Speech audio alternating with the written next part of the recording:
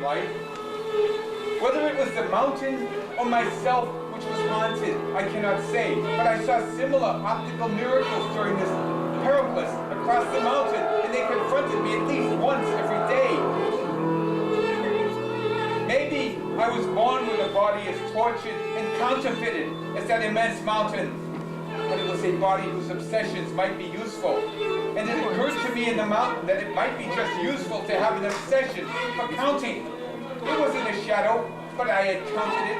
When I sensed it turning, hovering, and around something or other, and frequently happened that in adding it up these shadows, I made my way back to some strange hearts. I saw in the mountain a naked man leaning out of a huge window.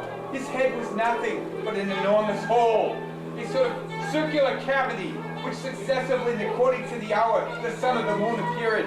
He had his right arm outstretched like a bar, and the left was also like a bar, but drowned in shadows and folded inward.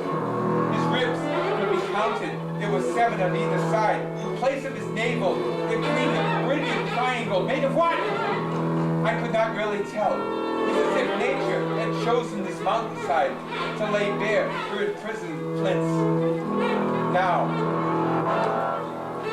though his head was empty, the indentations of the rock on every side imposed on him a definite expression, the nuances of which charged with the charges of the light and the hour.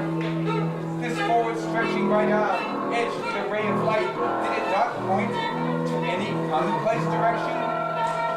And I questioned, what did this portend? It was not quite noon.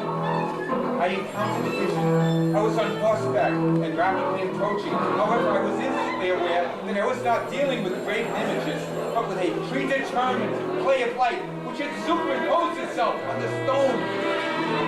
This likeness was known to the Indians. To me, it appeared as its composition and structure to be governed by the same principle which the fragmented mountain was governed.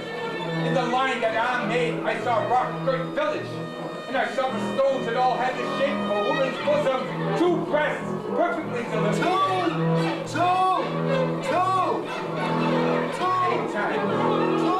8 times.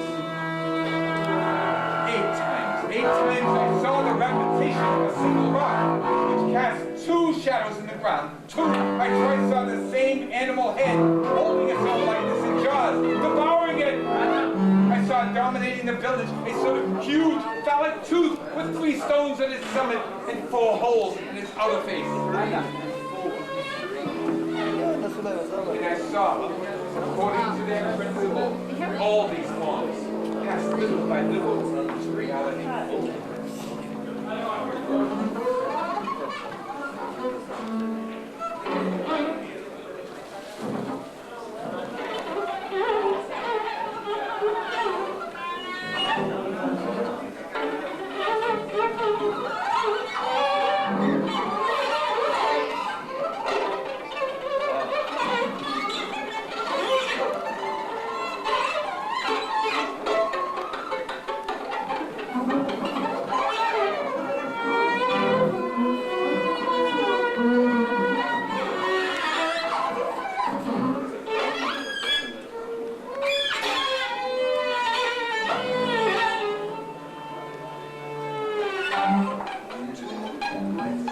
I seem to read everywhere a tale of childbirth amid war, a tale of Genesis and chaos, and all of these bodies of gods were carved like men, and these truncated human statues, not one shape that was intact, not one body that did not appear as if it came out of recent massacre, not one throat which I could avoid reading the struggle that divided it.